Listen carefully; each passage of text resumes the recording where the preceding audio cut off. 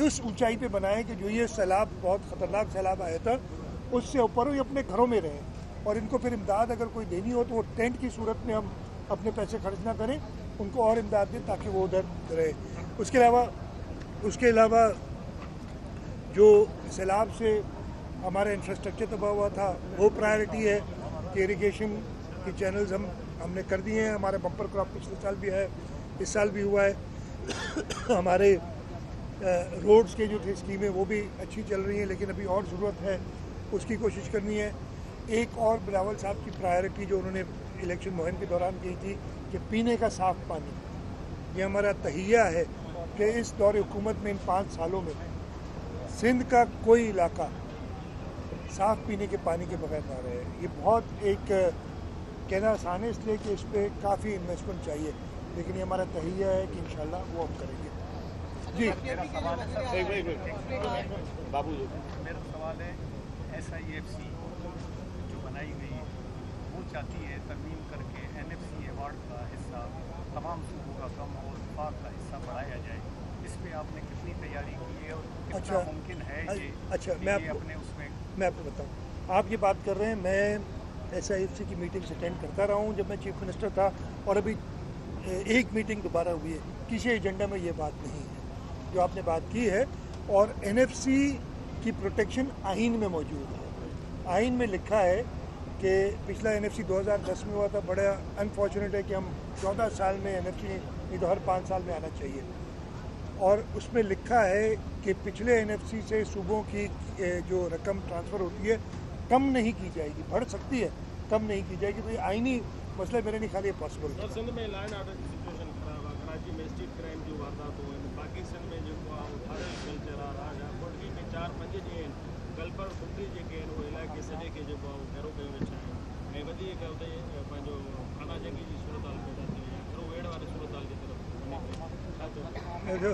आपने सवाल किया, सिंध के अंदर एक ज़माना वो था और ज़्यादा पुराना ज़माना नहीं है। मुझे 2007 का 4 अप्रैल भी याद है जब सक्खर से मैं आ रहा था बड़ी खुदा बख्श, और जब वापस जा रहे थे हम जलसे के बाद, तो हमें पुलिस और आर्मी रोक देती थी कि आप अकेले नहीं जा सकते, इधर 20-25 गाड़ियाँ जमा हो, कॉन्वॉय बनेगा। मैं आपको बता रहा हूँ ये कोई ऐसी जगह नहीं है, ये लखी से सक्खर के दरमियान कॉन्वॉय चला करता था, आप सबको याद होगा। ये दिन भी हमने देखे हैं। शदीद एक दहशतगर्दी का माहौल था। कराची शहर दुनिया का 6ठा सबसे डेंजरस सिटी क्राइम के हवाले से था। इन सब से हमने, अल्लाह ताला का करम था, पीपल्स पार्टी की हुकूमतों ने 2008 से काम शुरू किया। हमने डाकुओं का मैनेज ख़त्म कर दिया था तकरीबन। कराची 6ठे सबसे ख़तरनाक शहर से जब हमने छोड़ा हुकूमत, तो 126वां सबसे ख़तरनाक शहर था। मतलब जितना नंबर बढ़ा होगा उतना बेहतरी की तरफ गया। जिस वक्त हमने हुकूमत छोड़ी थी 11 अगस्त 2023 को, आप उस दिन के देख लीजिएगा। 15 साल की मैं पूरी मैं तो बता रहा हूँ ना, मैंने कहाँ से कहाँ तक पहुँचाया। नहीं हंसो नहीं बेटा, मैंने तो 2008 से, मैंने तो 15 साल से शुरू किया। एक सेकंड, मैं बोल लूँ या आप बता दो? नहीं, मैं बता दूँ, ठीक है ना। 2008 से ही मैंने शुरू किया। मैंने बताया कि क्या पोजीशन थी। 11 अगस्त को कोई कॉन्वॉय सिस्टम नहीं था यहाँ जब हम छोड़ के गए थे, उससे बहुत पहले से ख़त्म था। तो ये आप ठीक है। जो उस वक्त किडनैपिंग्स थी वो भी आप रिकॉर्ड में देख लें कितनी थी। और हमें जब वापस हुकूमत मिली इसलिए कि लॉ एंड ऑर्डर डिटोरेट हुआ, क्या वजूहत थी, अटेंशन उधर से। और मैं ये अपने आप को बरी जमा नहीं कर रहा, आप तो ऐसे कह रहे हैं जैसे कि मैं कह रहा हूँ बहुत सब कुछ ठीक था। कभी भी ठीक नहीं था, लेकिन बहुत बेहतरी आ गई थी। क्राइम सिचुएशन कराची की भी बहुत बेहतर हो गई थी, और पेटी क्राइम्स के अलावा सब खत्म हो गए थे पिछले 5-6 महीने में। और इसमें हमारे ये 2 महीने भी शामिल है कि हालात कोई ज़्यादा बेहतर नहीं हुए, मैं तो एडमिट कर रहा हूँ। लेकिन हमने पहले भी वो कॉन्वॉय सिस्टम पूरे सिंध में होता था, वो ख़त्म किया। आप तो एक इलाके की अभी बात बता रहे हैं, वो भी ख़त्म होगा। और इंशाअल्लाह ताला हम अमन व अमान की बेहतर सूरत लाएंगे, तभी तो सिंध ने तरक्की की है।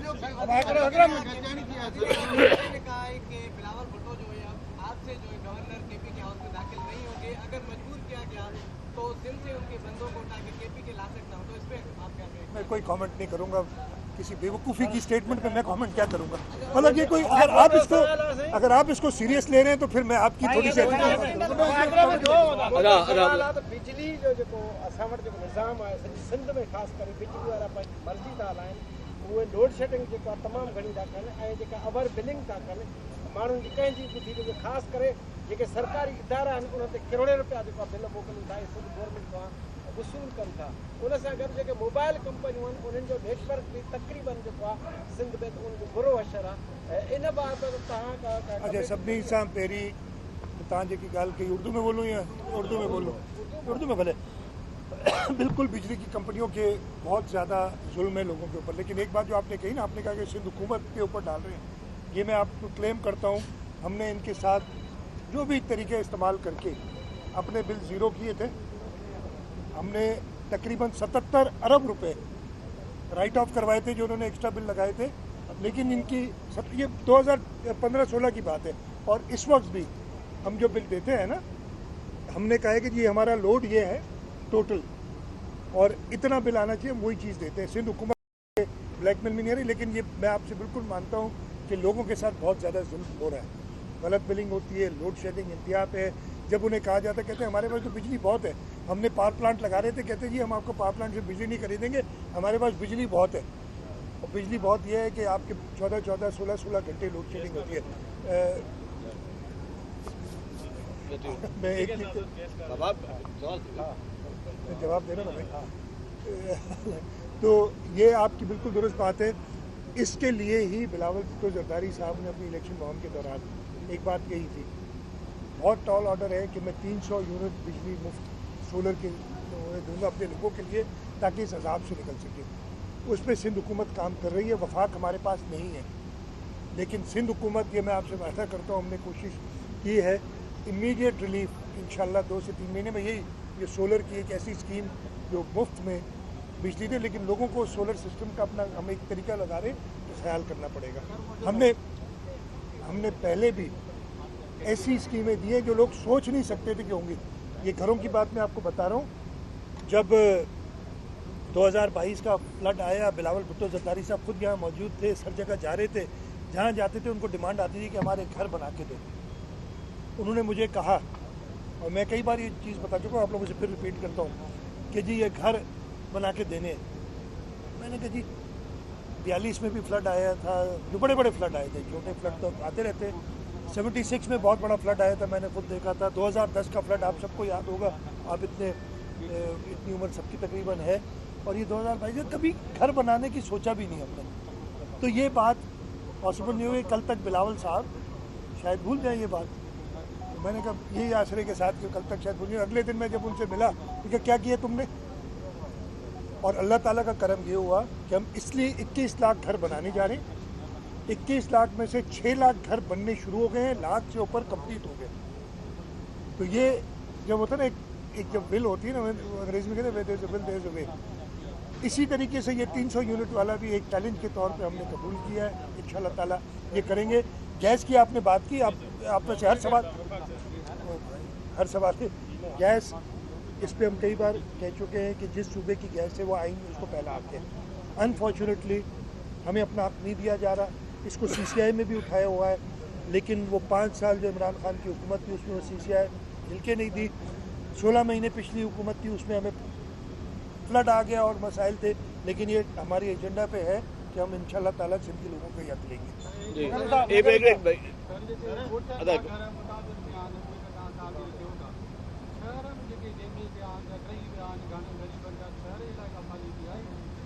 मैं इसका जवाब देता हूँ। देखिए वो भी हैं, एक तो किन शहरों में जहाँ पे बारिश से, इसलिए फ्लड तो शहरों के अंदर कम आया है, बारिश से तबाही हुई, उनको भी इंक्लूड किया है, नंबर 1।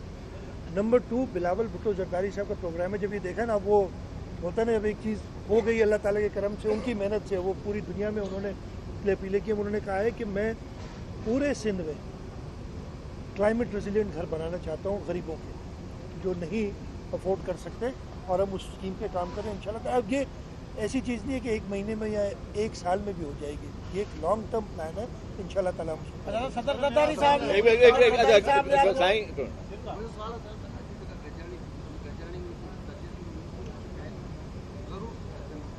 तालीम जी शिकायत थी त तालीम जी स्कूल जेके आहिनि उहे डैमेज आहिनि जीअं सिहत खाते जे हवाले सां अस्पताल जेतिरियूं आहिनि डिवीज़न जे अंदरि जेके उहो डैमेज आहे ऐं साफ़ पीअण जेको पाणी आहे उहो कोन्हे को ऐं ज़मीनी पाणी जी विर्छ जेको आहे उहा सही नथी थिए त ओवरऑल जेके मसइला या बारदानो न मिलण जूं शिकायतूं आहिनि त इहे समूरी जेके शिकायतूं छा उनजो मसइले में अॻिते निकिरंदो या इहे अञा ताईं 15 साल खां जेको सोचियो हलंदो न नहीं तव्हां इहो थोरो ज़्यादती था कयो त 15 सालनि खां मसइला आहे तव्हां हींअर चयो त जेकी न माफ़ कर दीजिए आपने अभी बात की कि जो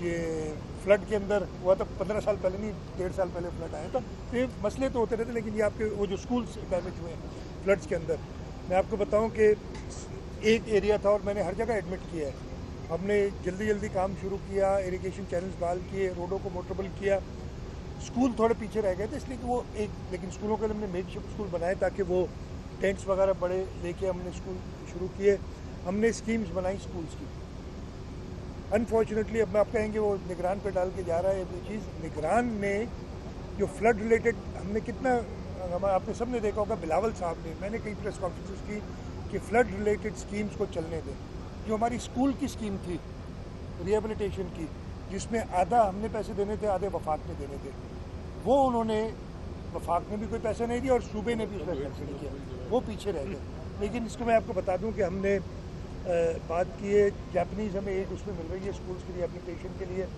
और हमारा हर चीज़ नज़र में है हर चीज़ ओवरनाइट होनी जाएगी एक दिन में होगा नहीं लेकिन ये अच्छा बाकी जो शिकायतें इधर आई थी इधर मैंने बताया कि सारे मिनिस्टर्स भी मौजूद थे जो मिनिस्टर नहीं थे उनके सेक्रेटरी मौजूद थे और उन शिकायत को वो नोट भी कर रहे थे स्कूल्स बंद होने की वजह डैमेज स्कूल्स हैं स्टाफ की कमी है मुझे मिनिस्टर एजुकेशन ने यकीन दिलाया कि तकरीबन 60,000 नौकरियां हमने मेरिट पे दी थी और उन्होंने ये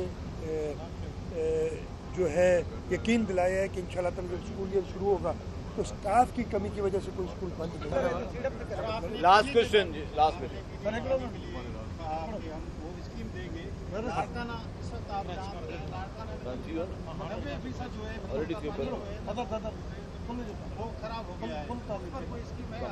मैं तो कहा ना इसीलिए तो मैंने कहा ये चीज़ लाड़काना में बिल्कुल है इशू और जगह पे भी इशू है कि पीने का पानी ख़राब हो गया है तो ये इसी वजह से तो ये स्कीमों की मैं बात की है मैंने पानी को आपका सवाल दोनों एक ही सवाल सदर जरदारी साहब ने आपको हिदायत दी थी कि कश्मीरवाड़ी पुल जो है वो जल्दी बनाए तो क्या हुई आपने भी मीटिंग की थी और उस पर हम उस पर अमल दरामद हो रहा है आप भी बता सरदारी ने मीटिंग में कहा था लैंड ग्रेबर उनके सहूलतकार और हारियर उनके सहूलतकार या मंशियात उनके सहूलतकार इस सिलसिले में जो कहकर गए थे क्या हो हुआ है कोई मिस्टेक बनी है देखिए ये मैं आपको बताता हूँ इस पर पहले से सदर साहब की हिदायत थी उस पर पहले से ये बात हुई भी तब थी जब मीटिंग में हमने बताया कि हम ये स्टेप ले रहे हैं चाहे वो मंशियात के ख़िलाफ़ हो चाहे जो कच्चे में हम ऑपरेशन कर रहे हैं और उनके मददगारों को अब मीटिंग के अंदर की बात मैं ज़्यादा तो मुनासिब नहीं है बताऊँ यहाँ जो स्ट्रीट क्राइम के में जो लोग इन्वॉल्व हैं ये उधर ही से बात निकली थी कि ये हम स्टेप करें तो उन्होंने कहा इसको और तेज़ करो और मैं इस पर हर महीने आके मीटिंग लूँगा तो वो ऑलरेडी ऑन